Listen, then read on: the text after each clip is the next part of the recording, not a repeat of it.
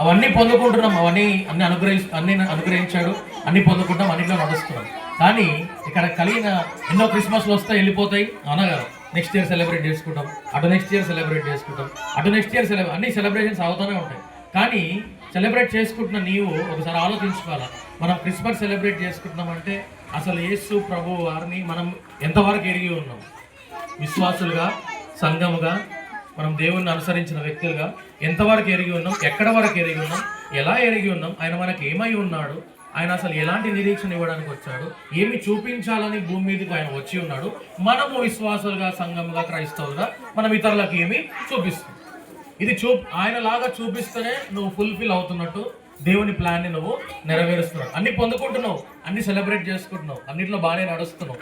కానీ ఇతరులకు చూపించే విషయంలో అది ఎవరైనా, not about religion, not about వేరే ఆ జాతి, ఆ క్యాస్ట్, నాట్ ఇవన్నీ దేవుడు చూడడు. ఇవన్నీ దేవుడికి అవసరం లేదు. ఎందుకంటే నేను వచ్చింది మార్గంను చూపించడానికి, ఒక మాదిరికమైన జీవితం ఇవ్వడానికి, రక్షణను ఇవ్వడానికి, విడుదలను ఇవ్వడానికి, విమోచన ఇవ్వడానికి అని వచ్చాడు. సో ఇలా వచ్చి ఉన్న మనము దాన్ని పొందుకున్నాం. మనం మొదటిగా ఇప్పుడు మనం ఇతరులకు అందించాలంటే నువ్వు మాదిరికరంగా నువ్వు జీవించాల్సిన అవసరం మన విశ్వాసులకు ఎంతో ఉన్నది, సంఘాలకు ఎంతో ఉన్నది, వ్యక్తిగతంగా మన కుటుంబాలకు కూడా ఎంతో ప్రాధాన్యత మనము ఉన్నది. కాబట్టి దాన్ని అనుసరిస్తూ నడుస్తూ వ్యక్తిగా మనం ఉంటే మన లైఫ్ స్టైల్ని బట్టే అనగా ఇప్పుడు సెలబ్రేట్ చేసుకుంటే అందరూ వచ్చి వెళ్ళిపోతారు, ఓకే నడుస్తారు, ఒక రోజుతో అయిపోతారు. తర్వాత నువ్వు జీవిస్తున్న జీవిత విధానం అనేది కూడా చాలా ప్రాముఖ్యమైన పాత్ర విశ్వాసుల జీవితాల్లో పోషిస్తూ ఉంది. హల్లెలూయా. ఒక రోజుతో పోయింది కాదు, ఒక సెలబ్రేషన్తో పోయింది కాదు. అందరిని ఇన్వైట్ చేస్తాం, ప్రేమపూర్వకంగా మనం అందరిని ఇన్వైట్ చేస్తాం, ఇక్కడైనా కాదు ఎక్కడైనా.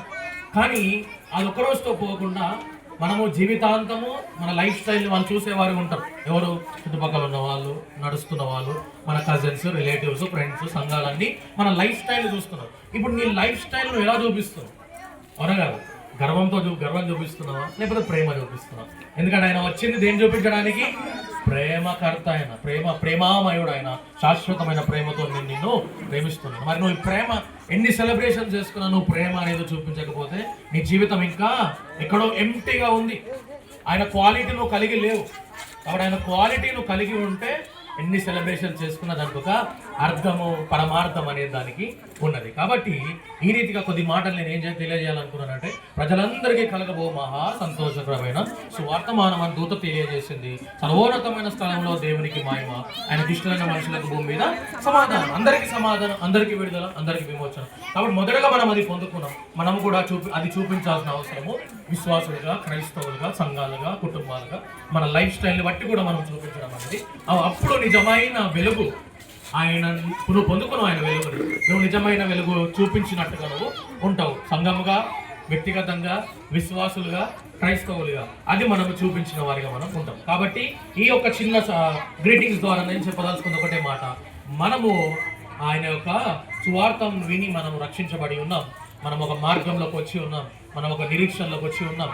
అదే నిరీక్షణను, అదే ప్రేమను, అదే మార్గము దూత ఏ విధంగా అయితే తెలియజేసిందో ఇవి అందరికీ కలగబో సువార్త మనం అదే రకంగా మనము తెలియజేస్తూ ప్రేమపూర్వకంగా మన జీవితాలు మనం అన్నీ కూడా ఉండేటట్టుగా ఒక మాదిరికరంగా, క్రీస్తు యొక్క జీవితానికి మాదిరికరంగా మనము కుటుంబాలుగా, విశ్వాసులుగా, సంఘాలుగా, దైవజనులుగా అందరం కూడా ఈ విధమైన జీవితము జీవించాల్సిన అవసరము ఎంతో ఉంది. అప్పుడు నువ్వు సెలబ్రేషన్కి ఒక అర్థము, పరమార్థం 100% గ్రాంటెడ్గా ఉంటుంది నీ సెలబ్రేషన్ అనేది. సో కాబట్టి అందుని బట్టి ఈ రీతిగా దేవుడు మనకి ఇచ్చిన అవకాశాన్ని బట్టి సమస్త ఘనత, మహిమ, ప్రభావాలు మన యేసుకే కలుగునుగాక.